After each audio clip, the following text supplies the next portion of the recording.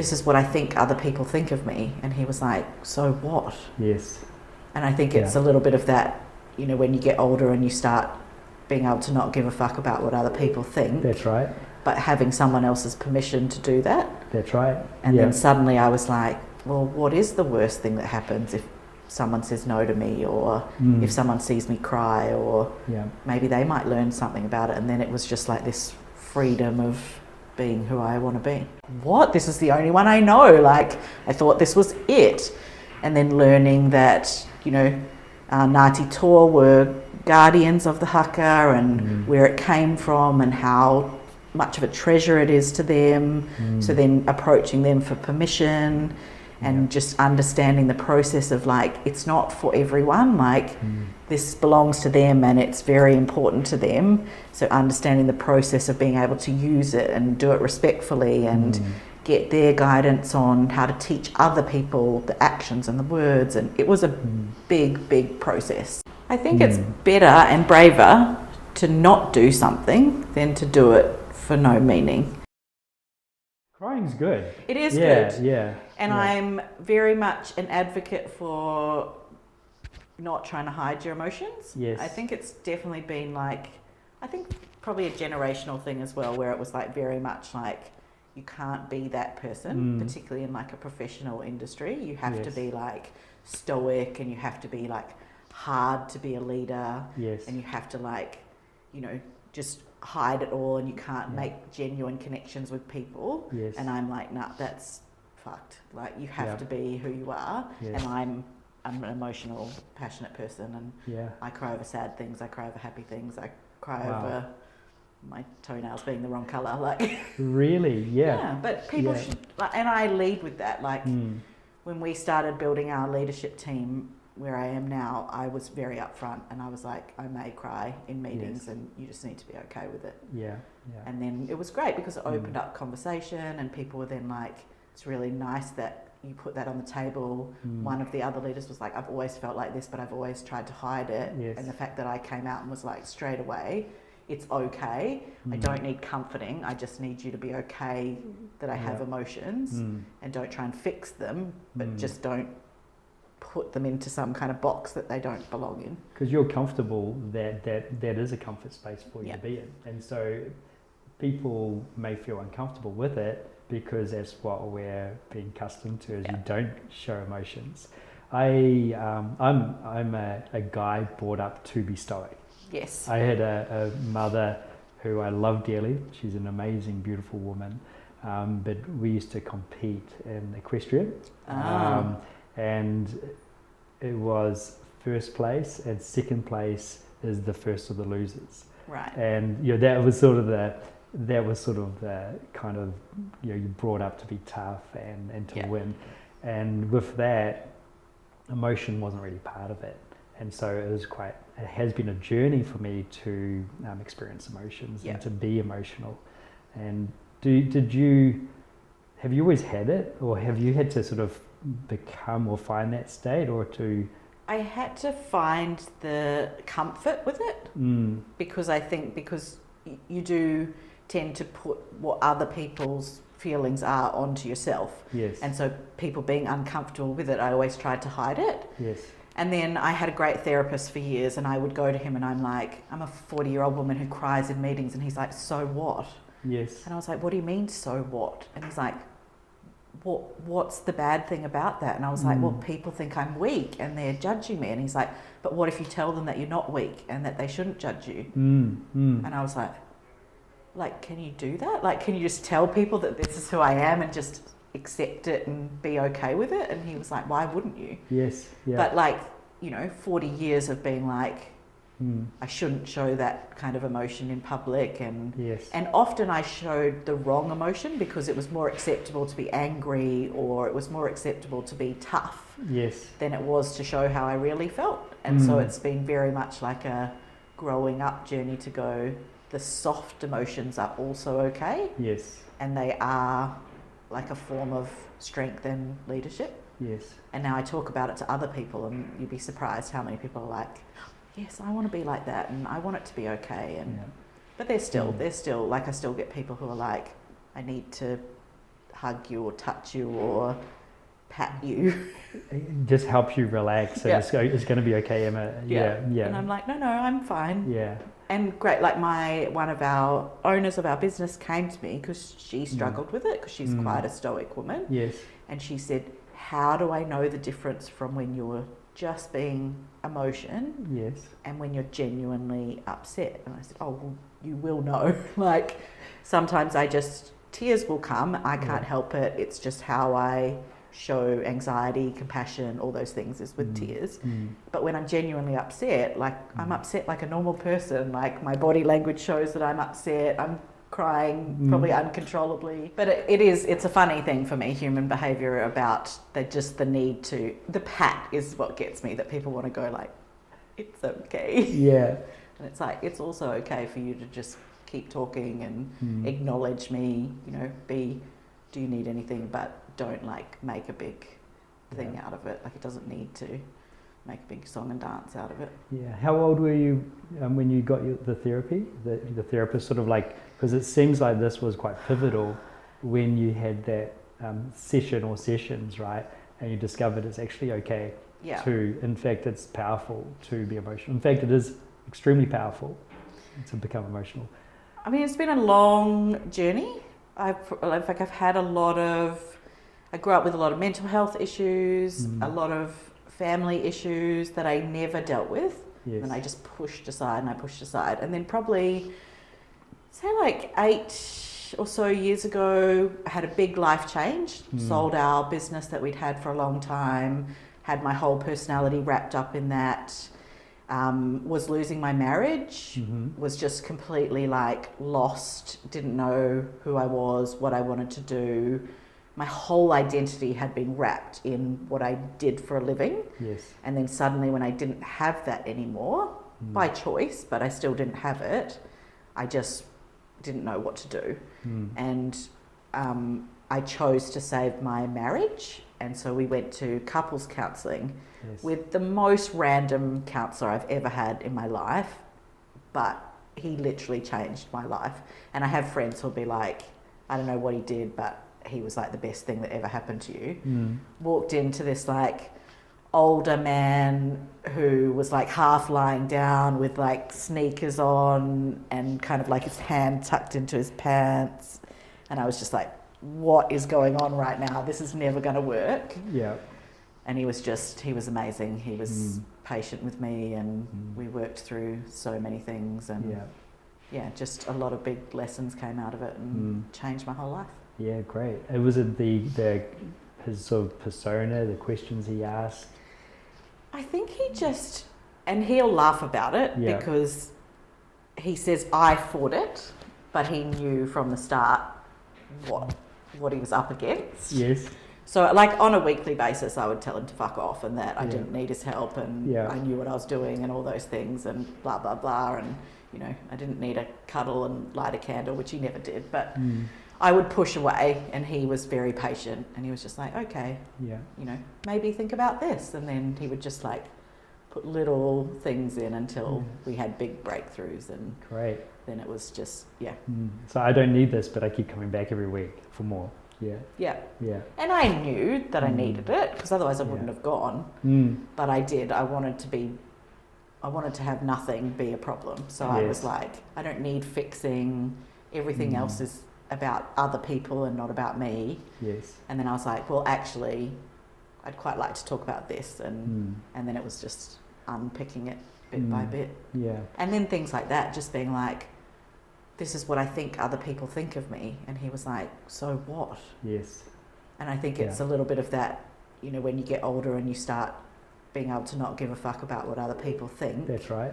But having someone else's permission to do that. That's right. And then suddenly I was like, well, what is the worst thing that happens if someone says no to me, or if someone sees me cry, or maybe they might learn something about it. And then it was just like this freedom of being who I want to be. Wow. And has it felt like it's provided you more purpose within who you are and foundation of who you are, and sort of purpose on how you can be of service moving forward? It definitely became about my purpose rather than what I thought was purpose. Because I think for me before, purpose was what I did for a job. And those two things are not the same thing. And I think a lot of people go, you know, when you say, oh, who are you? They'll say, I'm an event manager. And that's not who you are, that's what you do. And a lot of finding who I was then made me realise that those things were very separate. And because I had put everything into what I did and nothing into who I was, that was part of the big epiphany, was like, actually, I'm so many other things first. Like I'm a great mother, I'm like a super creative person, I'm like very passionate about, you know, the world and people, and I have all these other qualities that have nothing to do with what I do for a job. But they tie to why I do what I do, like that I'm creative and that I'm passionate and that I love life. And then that's where then I was like, found my real purpose and who I was. And that purpose being part of Emma Henderson and your personal life, and Emma Henderson as a professional, and blending these two together, so they're kind of nearly not individualized, but they are part of the whole of who you are. And that's part of my thing with work, is you have to know me as a person to know why I do what I do, and to want to work with me and understand how I work. I know there are people that those things are very separate, and I know there is people who can go to work and leave and that's done, and they can close that and tie a little nice bow around it and then go home and be a different person. I'm not that person, but I had to find how to be all of the things and not just the work part of me, because it was very easy for me to just become work Emma, and that's all I was. And then I forgot all the other great things, but they all do go together. Like you have to be the good caring person, and you have to be the emotional person to be good at the job that you do. So that's what definitely. I think anyway. So when you go into, because you work a lot in corporate space with events and events management, and so when you go in and have these initial meetings, how do you present that so that the people you're meeting with can understand who you are and sort of the framework of how you operate? How do they sort of get that sense of it? Because I can imagine, you know, around the boardroom table sometimes it's kind of, you know what I mean? It's pretty tight, the ties and the jackets and the suits. I think the same. I just go in as I am, and I don't try and hide it. Like I never, you know, like I can sit with corporates with the best of them, but I don't go in and try and pretend to be something I'm not. I always say to people, this is how I operate. So particularly in like a pitching scenario, I'll pitch big. I'll say to them, I'm going to pitch you ideas. Then I'm going to get a sense of how terrified you are after I've done that. And then we'll go into like the detail part. But I always go in big picture, because that's who I am and my personality. And then I get a gauge of where I'm at with people, if they're like in the corner like, what the hell? Or if they're like, oh, okay, we hadn't thought of that, or that's pretty cool, and then we refine it from there. But I never go in and try to, you know, put on a suit and tie. I once had a very dear friend say to me, oh, you'll never be able to be in the boardroom with sneakers on. And that was at the time when, you know, you had to wear high heels and women wore pencil skirts and all those things. And I was like, just watch me. And now I see more sneakers in boardrooms than any other kind of shoe. I was a sneaker pioneer. Love it. But corporate doesn't mean what it used to mean. Like corporate doesn't have to be straight-laced anymore. Like if people lean into being authentic, I think that's the main thing. If you're authentically uptight, cool. Be that person. But if you're not, there's room for everyone. I think you create that sense that people can relax around you, and by thinking big, you develop that creativity, the permission to be creative and to come up with ideas without judgment. So I think that's a really nice place to be approaching it from. Also, permission to be corporate. Like you can do that. Like not everything needs to be, you know, confetti cannons. There is a space for that, and that's part of that was asking people why are you doing this, like what do you want out of it. And I think when we built that into our business model, it kind of changed that relationship with people. Yes. Because they had to think about it, because they a lot of the times would approach and be like, oh, we have to do this event because it's part of our calendar. Yes. And I would go, why are you doing it? And they're like, oh, well, it's in the calendar. And I was like, but why? What do you want out of it? What are you trying to achieve? Because if it is, we just need to have people in a room so someone can do a presentation, great, but do you know that's why you're doing it? Yes. Because then it changes what it looks like and how far you can push those boundaries and how creative you can be. Yeah, so you're looking for meaning behind the energy that goes into the work that you're delivering. Yeah. And I think that's sort of what I took from our last meeting. I was quite inspired by you take the time to pause and reflect on the meaning, and quite often I think you said you're working with people maybe doing things transactionally, and you help them sort of reframe to let's deliver it with purpose. Yeah. And sometimes the organisation may not have clear purpose, which is filtered down to the individuals working in it, but you help them to try and find purpose in their work anyway. Yeah. And I thought that was kind of inspiring for me. So I enjoyed that, really enjoyed that part of our conversation too. I think it's better and braver to not do something than to do it for no meaning. Like I spent so many years doing events for people to just tick a box. Yes. We have to celebrate our staff at the end of the year because they've worked for the whole year, not because they've done a good job or we have some genuine celebration in mind. It's just, if we don't do something, we're a bad company. Yeah. But I think I'd rather say, no, don't do that. And then how can you like check in with your staff and genuinely celebrate them or do something that gives back to meaningful thought for them, then just go, okay, thanks, that'll be a nice payday for me, I'll just do it anyway. Yeah. Like I'd rather say no and then spend time and be like, what's actually going to make this a success for you? Yeah. What's an example of an event which has become like sort of moved from maybe a transactional starting point to more of a purpose-led kind of event? And there's so many. I mean, literally on the way here, driving in the car, talking to one of my clients, and their event is partnership with a third-party organisation. So they're coming in as a partner to that business.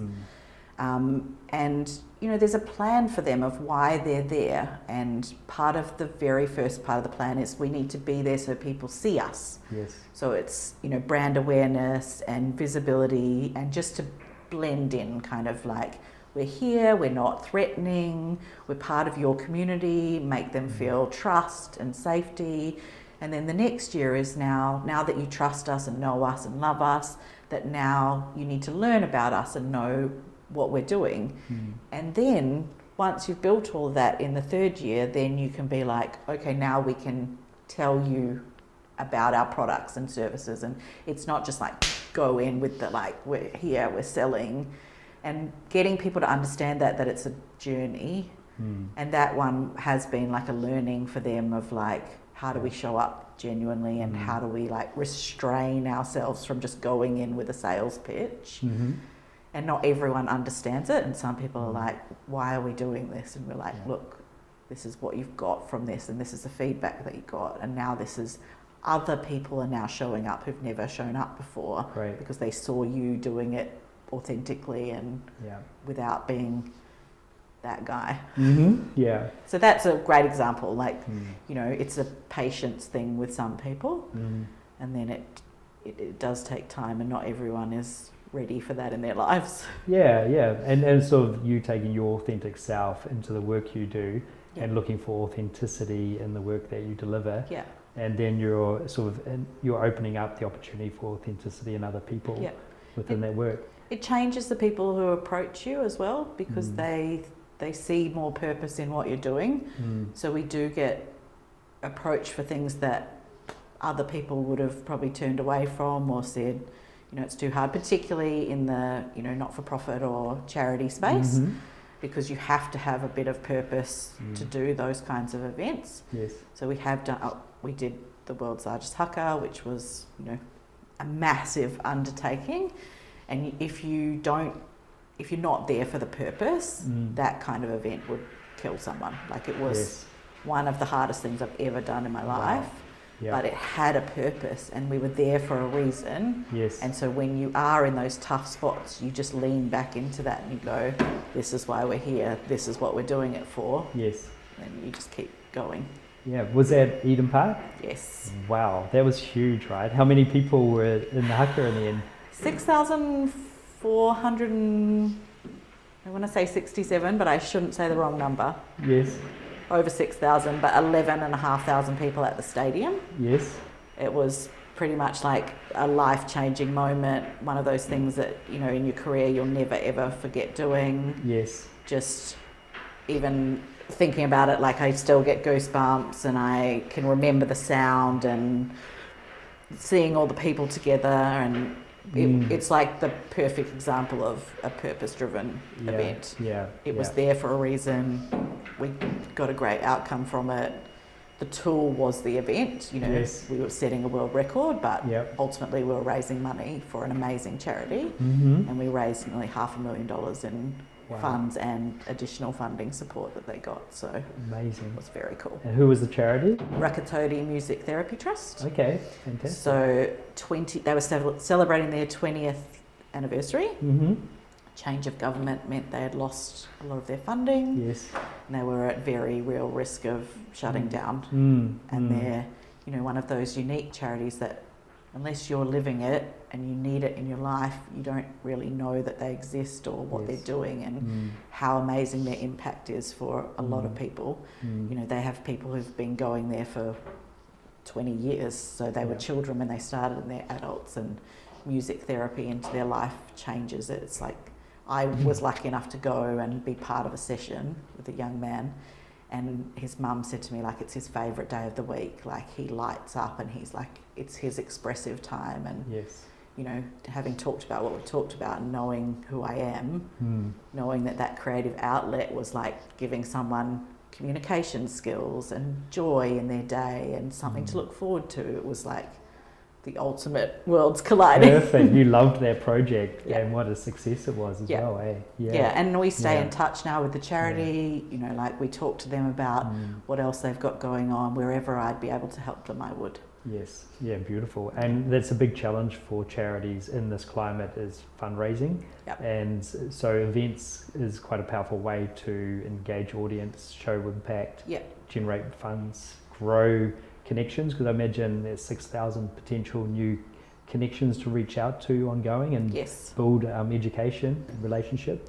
And like I said, telling people, because there is a lot of charities that unless you are impacted by something, you don't know what they're doing. So learning about what they do and understanding how it impacts people is really important, and events do give visibility to people, but do it for the right reason. Definitely. And from a cultural perspective, you know, doing the Maori Haka on such a large scale, how is your connection to, I guess, Maori culture, and did you go through any sort of engagement and process you're preparing for that for yourself personally? Yes. My wife is Māori, so I have been privileged to go on a journey in learning about culture through being married to her and having to understand, you know, her life and what different things mean. I think I have come very much with a curiosity lens into New Zealand's relationship with Māori culture. I'm Australian, so I've been here for 20 odd years now, and coming from Australia, which is, and not saying New Zealand is perfect, but in terms of like treatment of Indigenous culture, Australia is terrible. Had some serious challenges, right? And very divide within the country. And I grew up in a time where it was just like horrendous, in-your-face racism.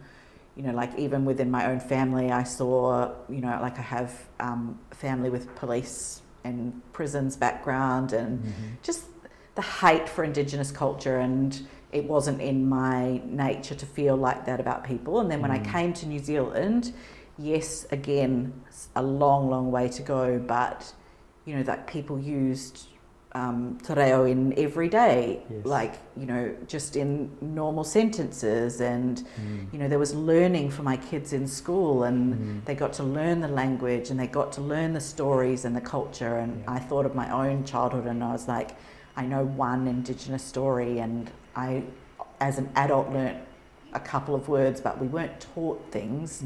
We had one day where, you know, a group would come in and talk to us, and so I was like excited by it. And then obviously I fell in love with and married a Māori woman, and then it's continued from there. Yes. But the Haka experience opened that even wider. Like, I had to learn about iwi politics, and I had to learn the origins of the Haka, and even little things like when I went into it, I was like, the Haka.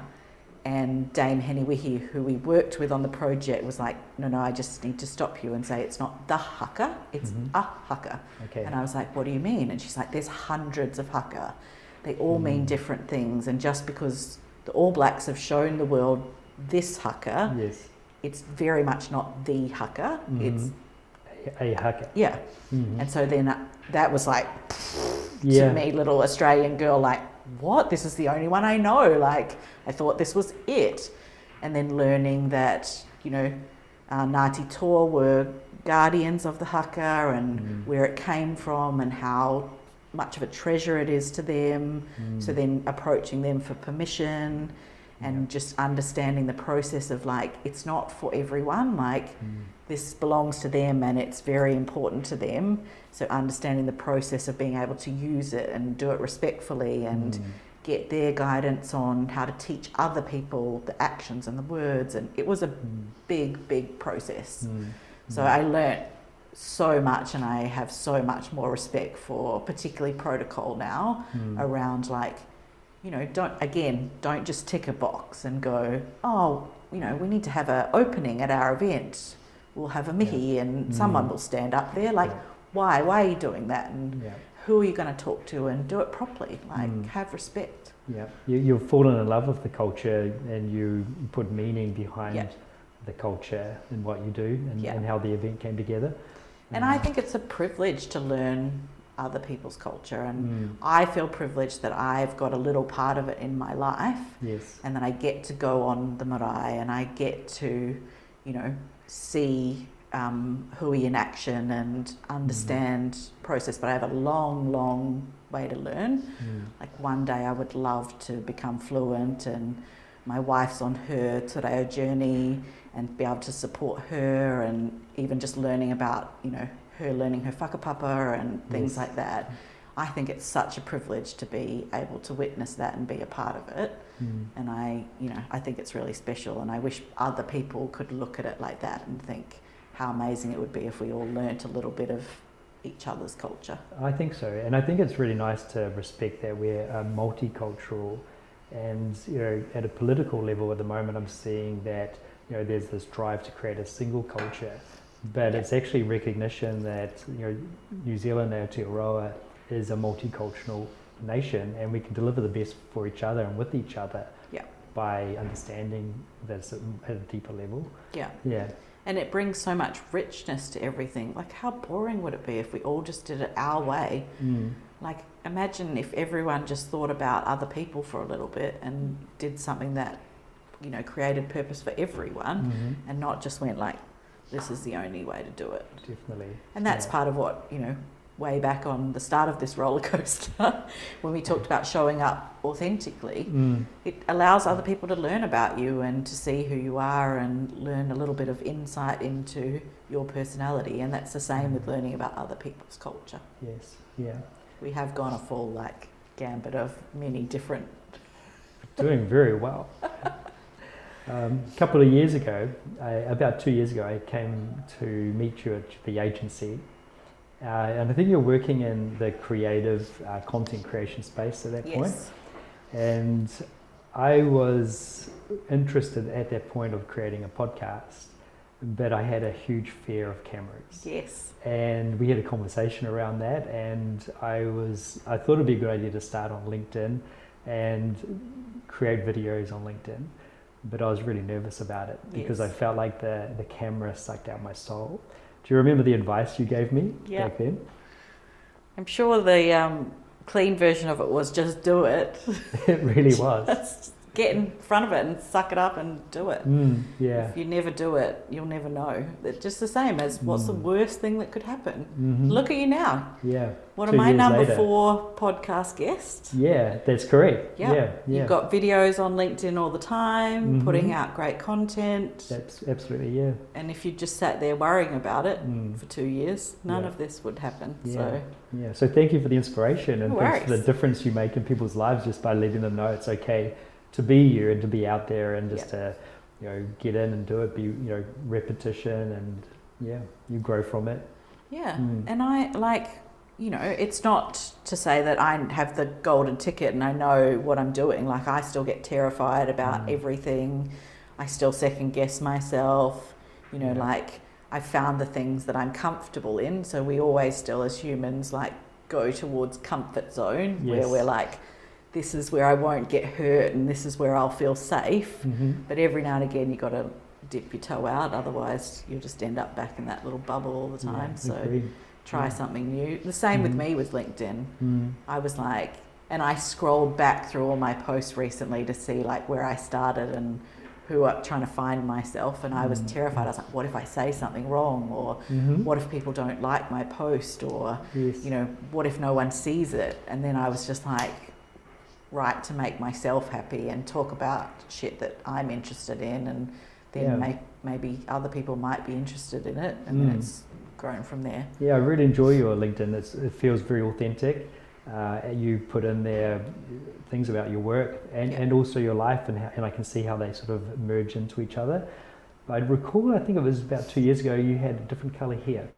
Yes. Multiple colour variations, and now you don't. Yes. And so I'm curious about what that says about the past couple of years for you. Is the colour of your hair refining into that any change, or?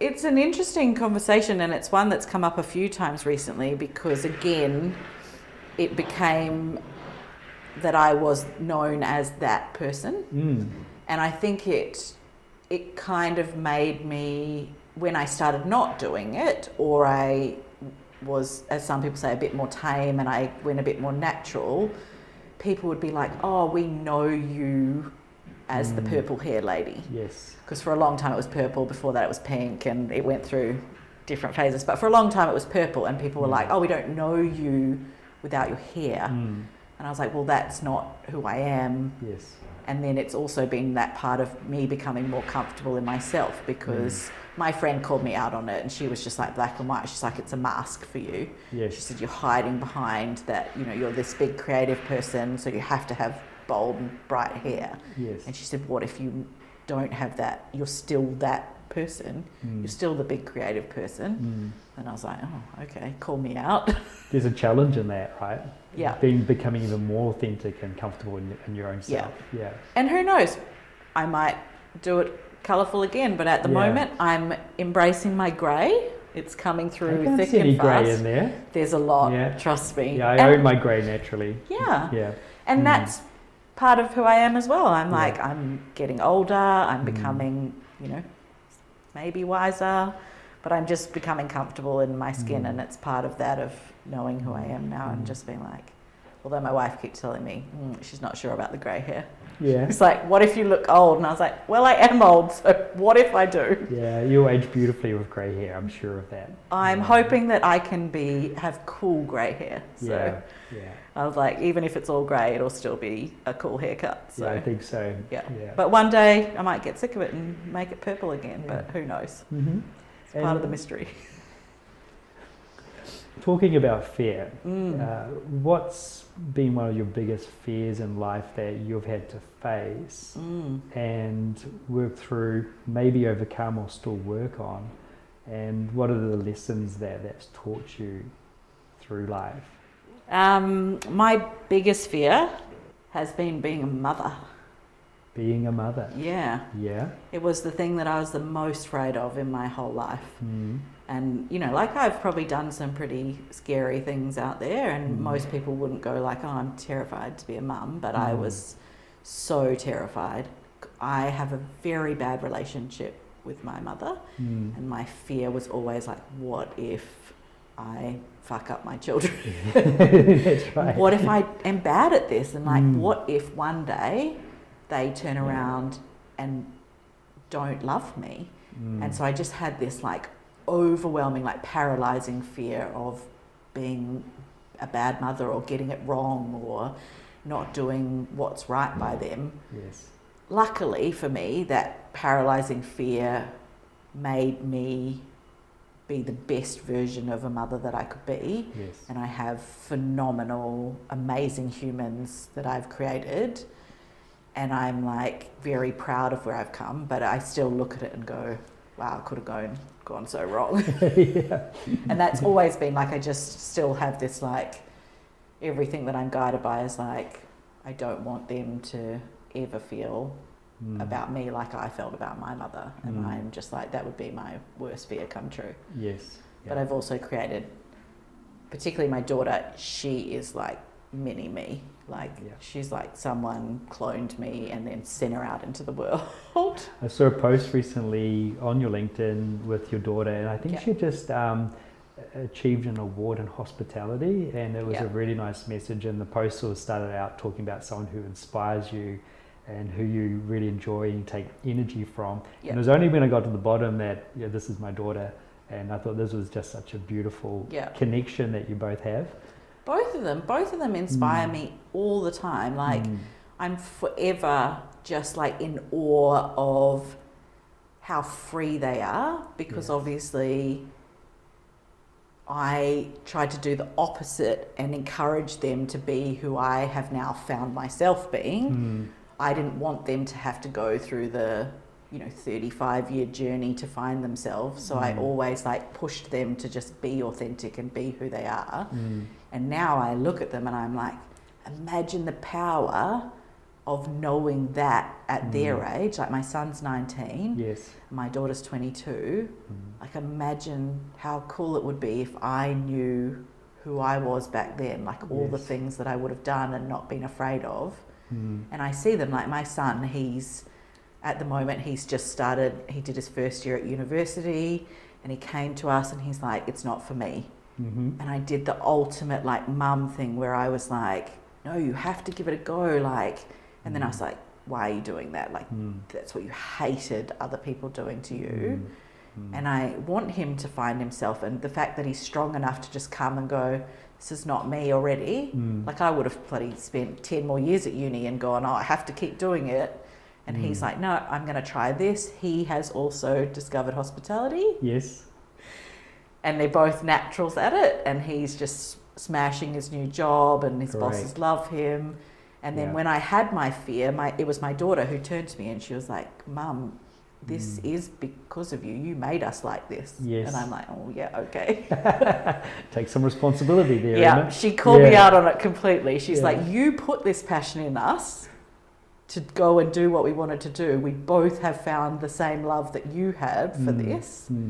Now let us explore it ourselves. And I was like, yes, very much so. Do that. Yeah. I think really interesting story about your relationship with your mother and your fear of you becoming a mother and bringing your children up. And it feels to me like there will be a lot of young women who are fearful of becoming mothers because of their relationships and their history. Yeah. What was it for you? Like, it feels like you've made a multi-generational change in the way you've brought up your children.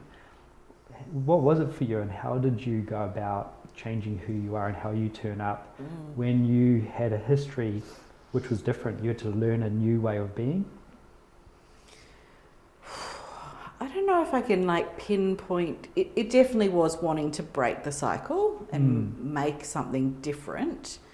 Comfort and forgiveness came for me when I realised that I had spent so long trying to fight against who she was, and then actually flipping it and going, I am who I am because of all of those lessons that I got from her. Yes. They might not have been amazing or, at the time good for me, but I learnt something out of them. Yes. And part of this big therapy journey and finding myself has been to be like, don't just keep going.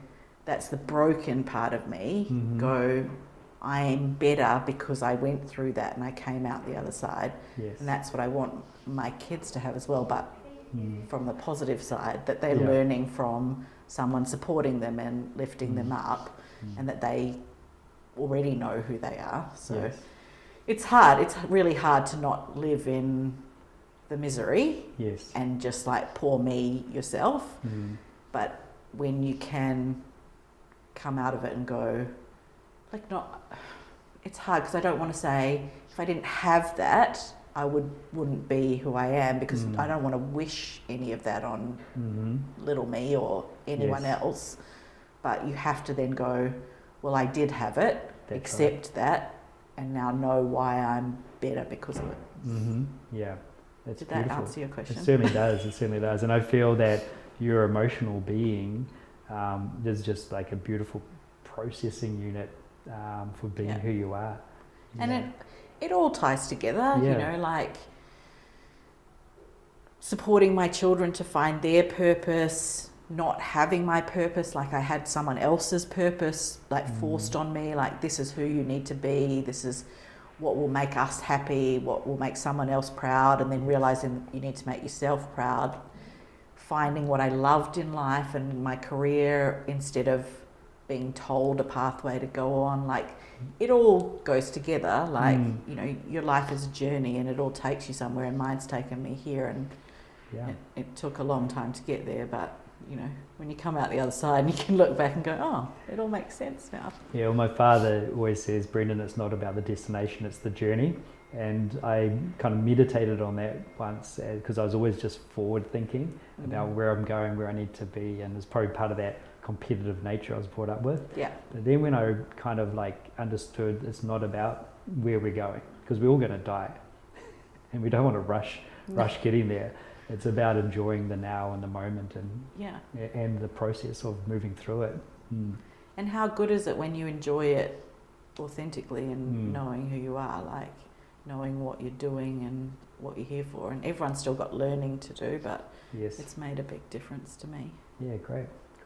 I want to loop back to something we spoke about earlier. Yes. You went for marriage counselling. Yes. With your wife, with your current wife? Yes. Okay, so you've gone through marriage counselling, and that's been a good process for you? The best. The best process. Did it rescue a situation for you? And how's that made that relationship stronger? Yeah, our friends actually have a joke with us now, because we're like that couple now that are really gross and like in love, and everyone's like, oh, stop it. And people are like, oh, what's your secret? And, you know, what have you done? And we're like, therapy. Like, we're real honest about it. And I've had a few people, we've actually referred a lot of work to our therapist.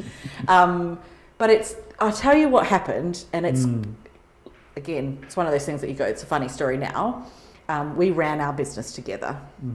So our whole lives were intertwined.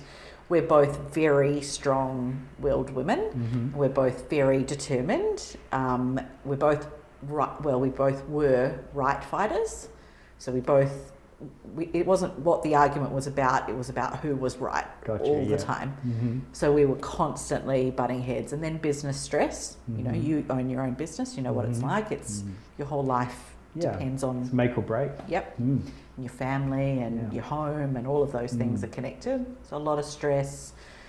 A toxic third business partner who liked to play our relationship like a puppet. So he played us against each other, which caused additional stress.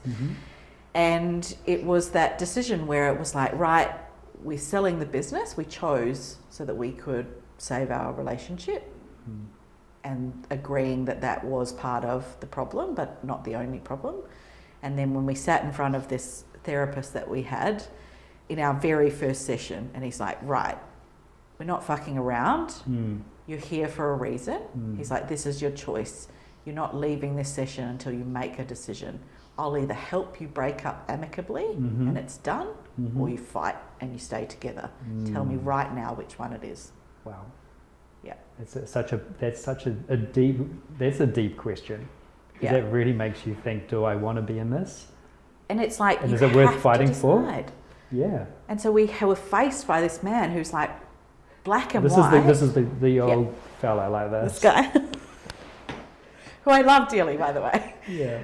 But it was like confronting, and we looked at each other, and I think we both went in like, oh, we're at therapy, so is there a part of us that wants to save it? And then, but I think we both went in thinking it was over. Yes. But then we were looking at each other, and I was like, well, I love you. And she's like, well, I love you too. And I was like, are we fighting for this? Like, is that what we want? Yes. And I think ultimately both of us were like, no one's ever asked us. Like, it was just always like, well, you're fighting, your marriage is over. And then someone just went, pick a path, like fight or end it. Yes. There was no like work on it. There was no grey area. There was no like, it takes time. It was just choose right now. Yes. And then we went, okay, well, let's see what this looks like. And do we love each other enough to fight? And then we both agreed that day, let's fight. Yeah, great. And it was definitely, you know, there was moments within there, like probably 3 weeks later, I remember walking out and being like, nah, I choose number one. Changed my mind as well. And he's like, nope, you can't change your mind. You're committed to it now. Yeah. And it was probably like a 2-year journey. And I think very much like from my wife's perspective, she went in going, well, I don't need fixing. She's the broken one. Yes. Fix her and everything will be all right. Yes, yes. But it's a two-way street, two people in a relationship. Totally agree. And when we both laid everything on the table, yes, I did work on myself and I fixed myself. She realised she had work to do on herself. We worked on each other, like together. Yes. And then now we're like the best version of ourselves. That's beautiful. We still fight. Yes. We had a fight on the weekend. People fight, but now it's how we make up and how we communicate. And I'm not naturally a good communicator. I'm a hider. I like to like stew on my feelings. Yes. And she's like, I want to talk about it straight away. Yes.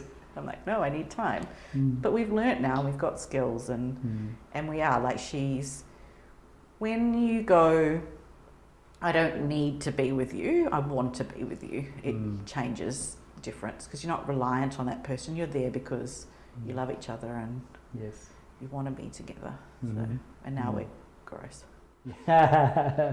Love that. Yeah. And she's like, oh my God, she's just the most awesome, and I get so much inspiration from her, and she is a purpose-led person, and everything she does comes from like what she wants to be and who she is.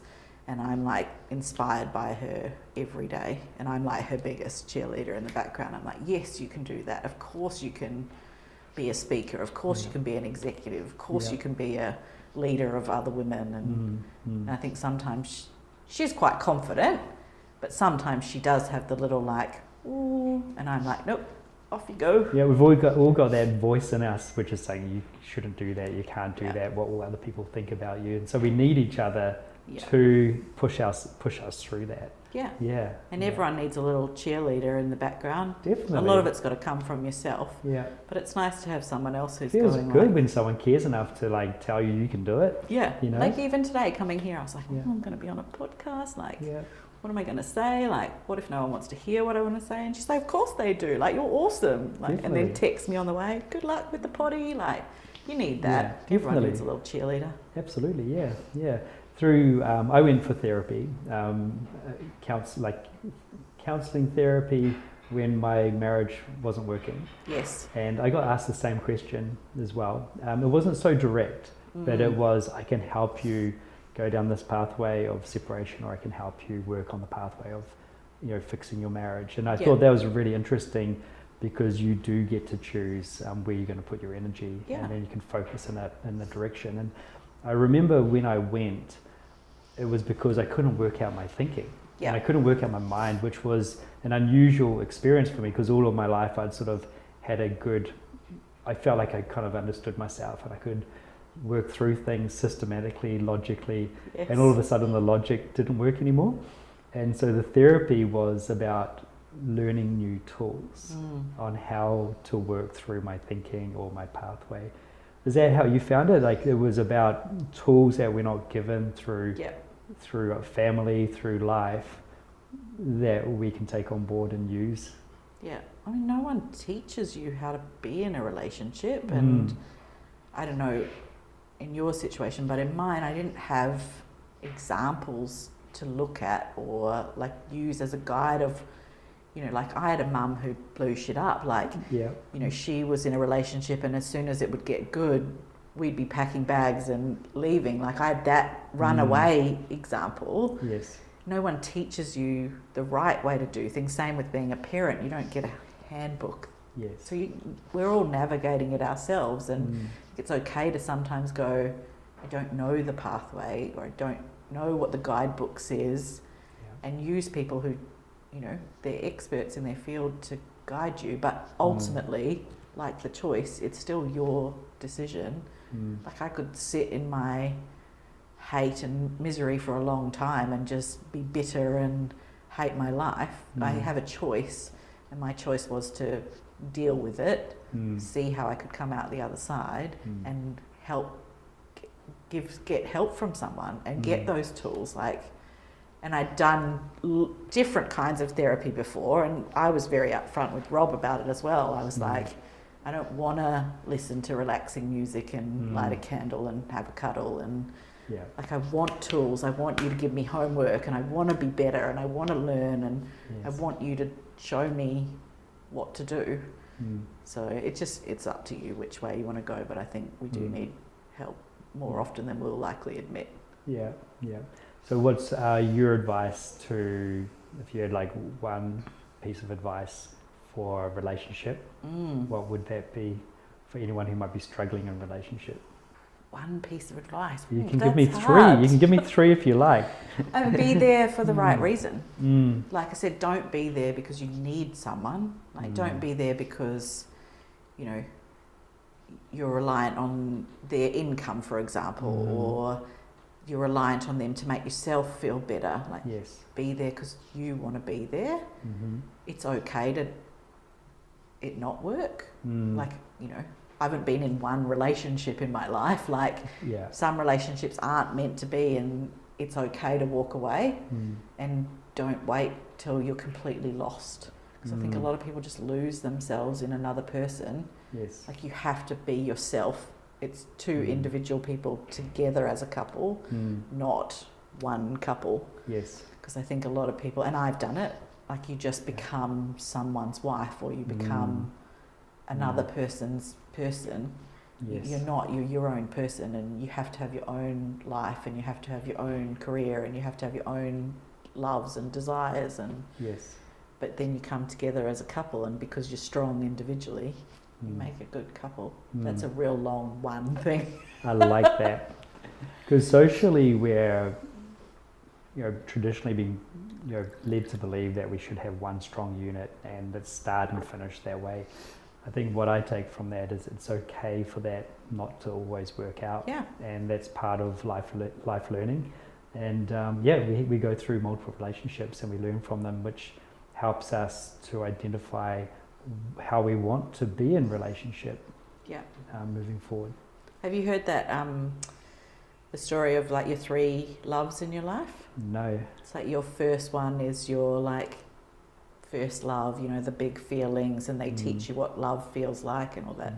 Your second one is basically the one that will hurt you, and you learn from that and you get the most lessons. And then your third one is the one that you take all of that learning and that becomes the person that you're meant to be with.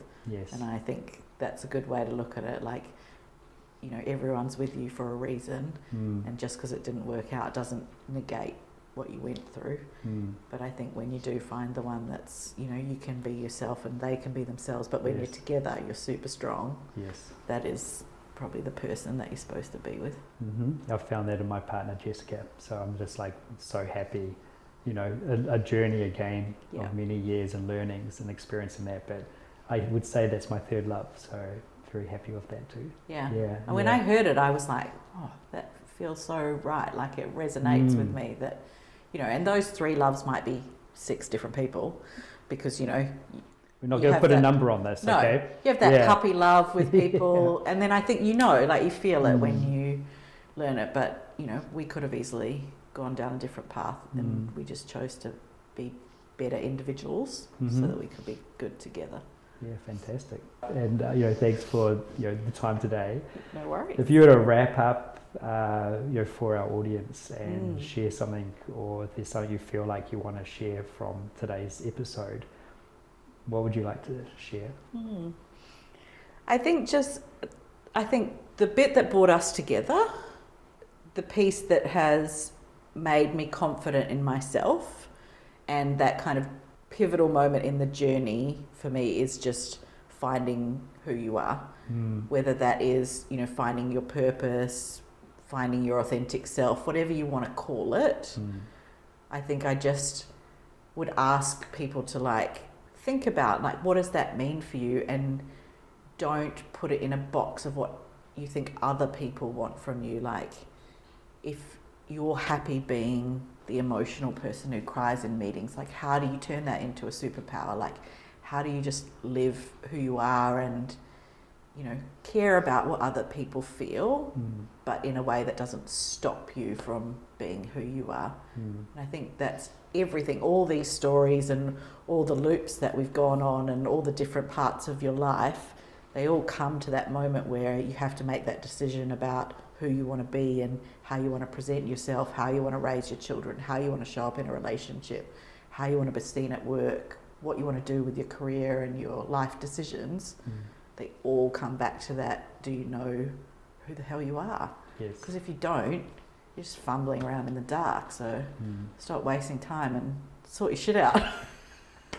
And find out who the fuck you are. Yeah, just do it. Take some time, pause, reflect. And Write it down. Talk about it with other people, whatever it takes. I write LinkedIn posts about weird shit. People might read it and go who does this woman think she is? But it's all part of my process of just being authentic and being out there. Just spend some time and think about what do I want from life and who do I want to be and how do I want my children or my peers to look at me? And then be that person. Yeah, great. You've turned up as that person today, Emma. Thank you so much. Thank your you. First podcast. And thanks again for that inspiration 2 years ago to just work on myself and to work on turning up, repetition, and now we're doing it. So thank you so much for being you and being so inspirational. I really appreciate it. I want to do this more. Yeah, perfect. Should we make this a monthly thing? Absolutely. Yeah. And for the audience, how will they keep in touch with you? What's your socials, or what's the best way to keep in touch? LinkedIn. Honestly, we have a family joke that I'm going to be LinkedIn famous. I never will be, but it's my happy place. Yeah. It's where you'll find stories about me. I share work, I share life on there. Great. It's my social platform of choice. Yeah, I thoroughly enjoy it. So big recommendation. I'm sure you're going to get more followers on LinkedIn. Thanks. And come find me. It's inspirational. Yeah. Also, just reach out to people. Say, can I have a coffee? Yeah. I've met people that I never would have met in life because they've just messaged me on LinkedIn and said, do you want to grab a coffee? And I was like, sure, why not? And you meet cool people and then you can do cool shit. Yeah, excellent. On that, we finished today's episode. Thank Amazing. you so much. I really appreciate it. Hope you enjoyed this podcast. Thanks for watching, and feel free to connect with me on my socials. If there's anything you'd like to ask at any time, you can also contact me on brenden.rolston@actionhq.co. Until next time, stay connected, be creative, and enjoy your day.